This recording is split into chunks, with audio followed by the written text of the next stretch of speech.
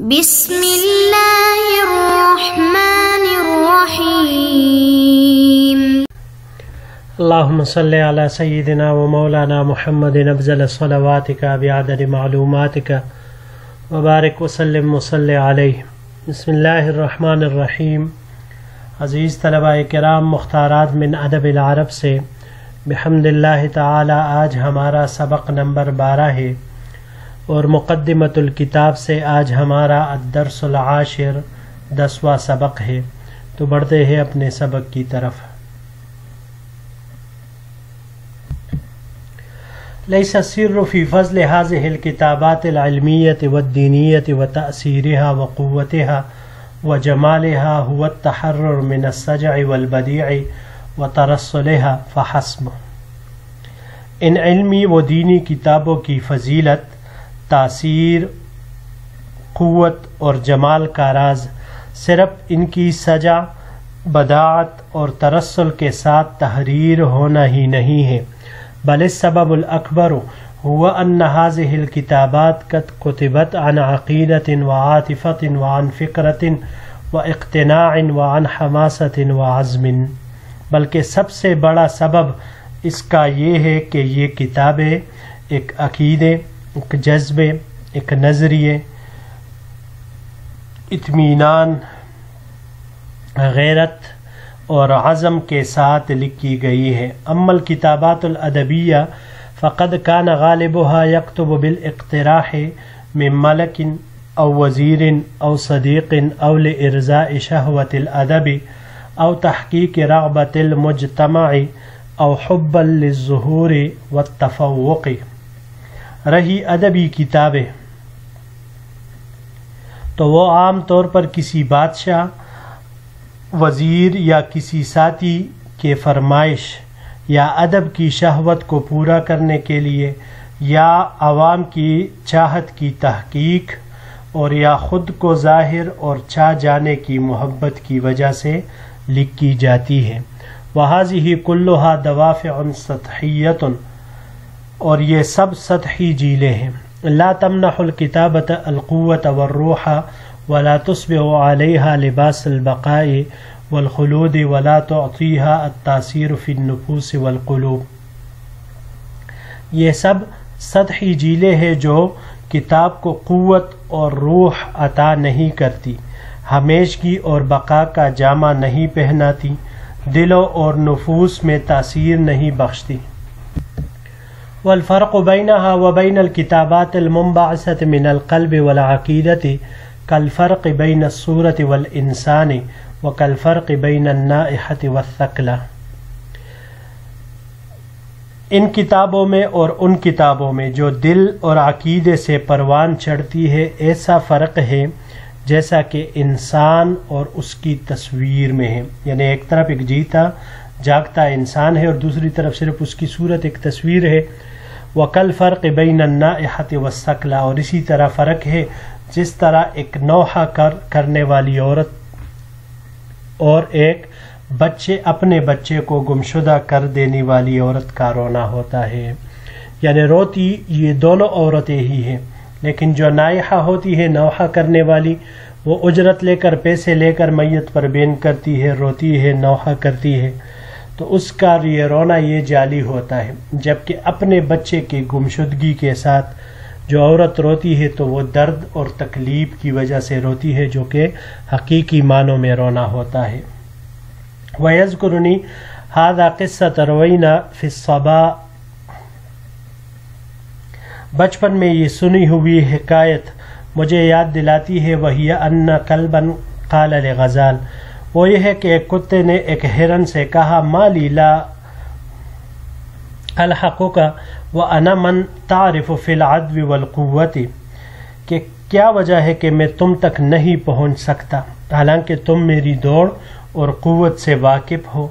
قال، ہرن نے جواب دیا، لِأَنَّكَ تَعْدُو لِسَيِّدِكَ وَأَنَا أَعْدُو لِنَفْسِي، ہرن نے جواب دیا کہ تم اپنے مالک کے لیے دوڑتے ہو اور میں اپنے لیے دوڑتا ہوں، اس لیے تو مجھے کبھی نہیں پکڑ سکتا۔ یہاں پر یہ چند الفاظ ہیں جی، اقتناع، قناعت سے ہیں یہ باب افتعال سے یہاں پر استعمال ہوا ہے اقتناعا راضی ہونے کے معنی میں. یہ باب سمعہ سے اور فتح دونوں سے قناعا اپنے مقام پر واپس آنے کے معنی میں آتا ہے. اس کو اگر ہم باب تفعیل یا باب افعال سے لے لے اقناعا تو یہ بلند کرنے کے معنی میں آتا ہے، اور باب تفعیل سے تقنیعا یہ راضی کرنے کے معنی میں آتا ہے، اور تفاعل سے تقنعا بتکلف قناعت کرنا، یعنی قناعت ہو نہیں سکتی لیکن بتکلف کر رہا ہو. بالاقتراح قرح سے ہے. قرح یہ باب سمعہ سے قرحن 5 سال کا ہونا.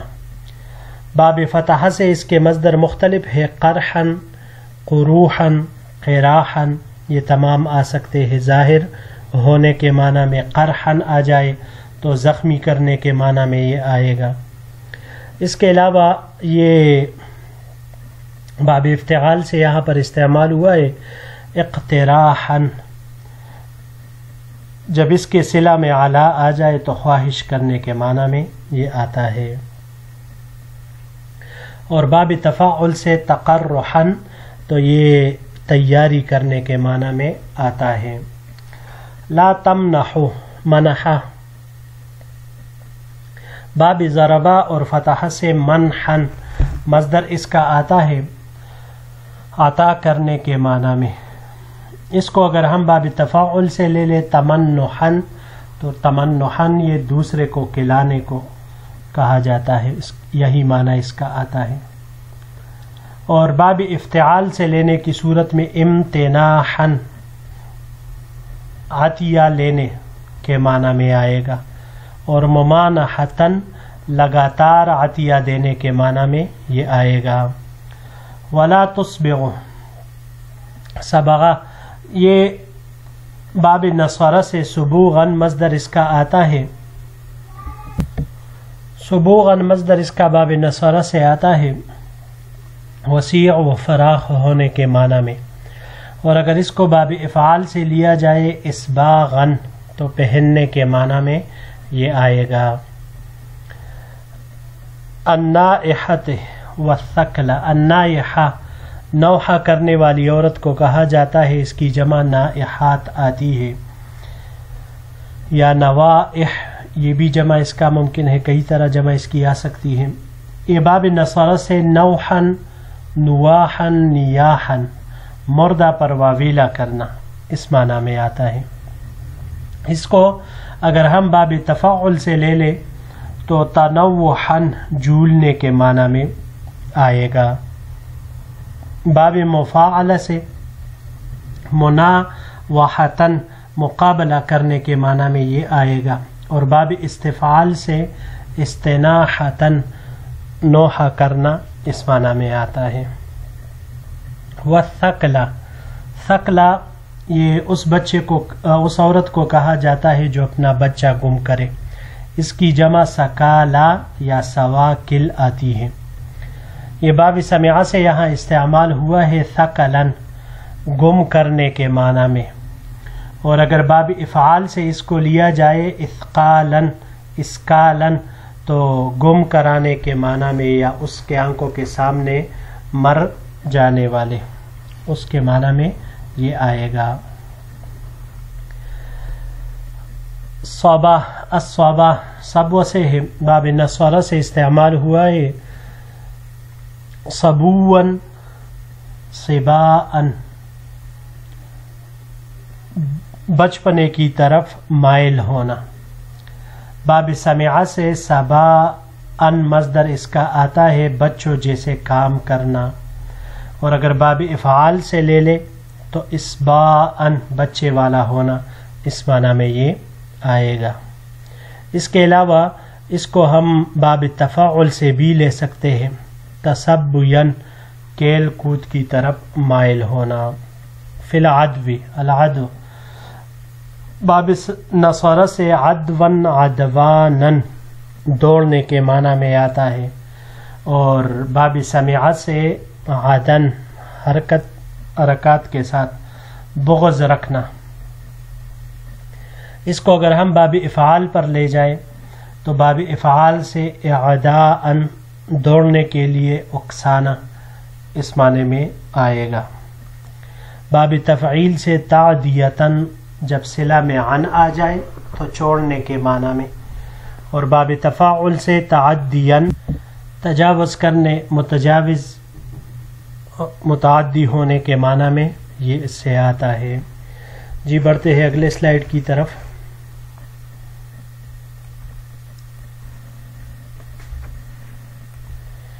وقد كان هؤلاء الكتاب المؤمنون الذين ملكتهم فكرة أو عقيدة أو يكتبون لأنفسهم، یہ مومنین کاتبین جن پر نظریے یا عقیدے یا اپنے جی کے لیے، اپنے دل کے لیے، اپنے آپ کے لیے لکھنے کی بادشاہت تھی.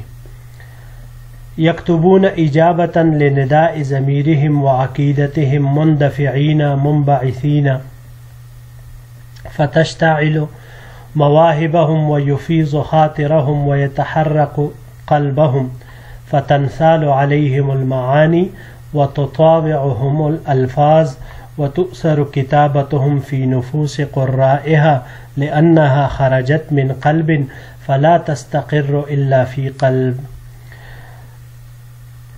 جب وہ اپنے ضمیر اور عقیدے کی آواز پر مصروف ہو کر تیزی سے لکھتے تو ان کے مواہب مشتعل ہو جاتے، ان کے دل بہہ جاتے اور جل جاتے، معانی کی ان پر آمد ہوتی اور الفاظ ان کے لیے تابع ہو جاتے، اور ان کا لکھنا ان کے قاریین کے دلوں پر اثر کرتا تھا، کیونکہ جب وہ دل سے نکلتا تھا تو صرف دل ہی میں قرار پکڑنا تھا اس نے.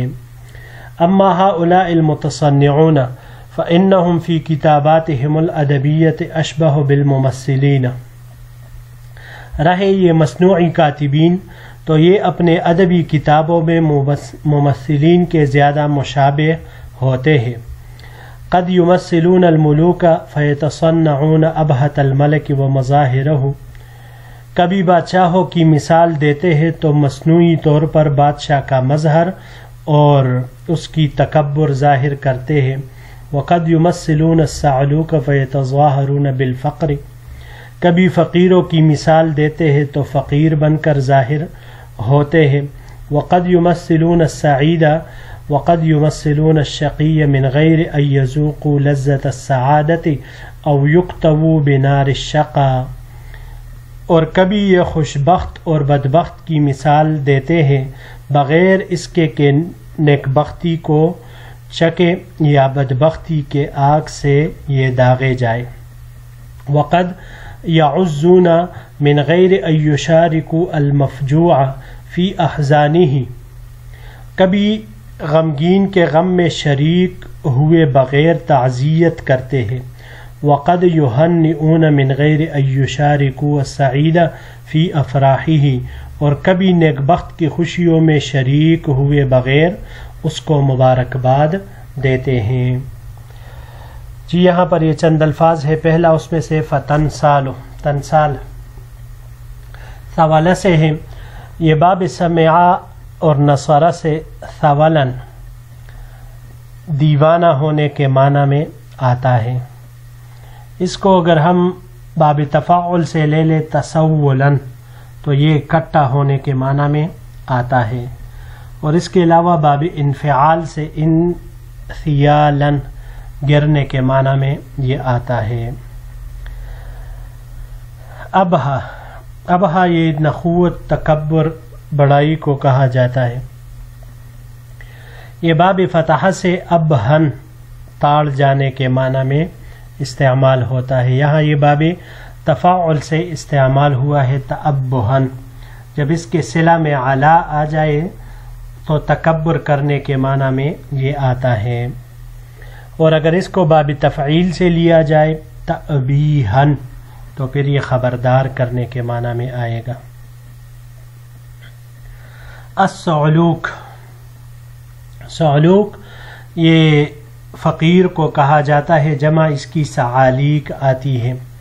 یہ باب فعلل سے مصدر اس کا سعلکتن محتاج بنانے کے معنی میں آتا ہے، اور اگر باب تفاعل سے اس کو لیا جائے تو تسعلکن فقیر اور محتاج ہونے کے معنی میں آئے گا۔ یکتوو کوا سے ہے، باب ضربہ سے کین، کین یہ لوہے وغیرہ سے داغنے کو کہا جاتا ہے، اور اگر باب افعال سے اس کو لیا جائے اکواءن تو پھر زبان سے تکلیف پہنچانے کو کہا جاتا ہے۔ باب افتعال سے یہ استعمال ہوا ہے اکتواء داغ لگانے کے معنی میں یہ آتا ہے، اور باب مفاعلہ سے مکاواتن باہم گالی گلوچ دینے کے معنی میں۔ المفجوع فجع سے ہے، باب فتح سے فجعن اور تفعیل سے تفجیعن دردمند کرنا، تکلیف دینا، دردمند کرنا۔ باب افعال سے اس کو لیا جائے افجاعن تو کسی کو مصیبت زدہ کرنا، اور اس کے علاوہ یہ باب تفاعل سے لے لے تو تفجعن دردمند ہونے کے معنی میں یہ آتا ہے۔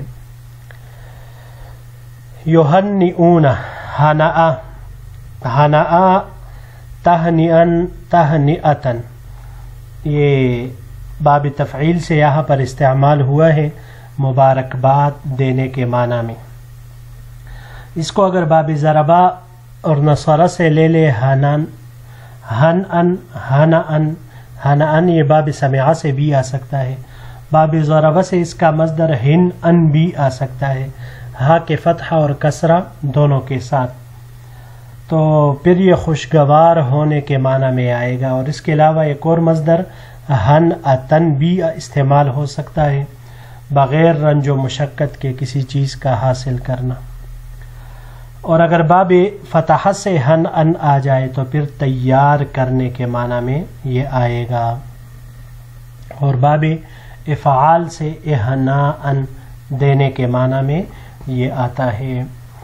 جی عزیز طلباء کرام، بحمد اللہ تعالی ہمارا یہ سبق بھی اپنے اختتام کو پہنچا۔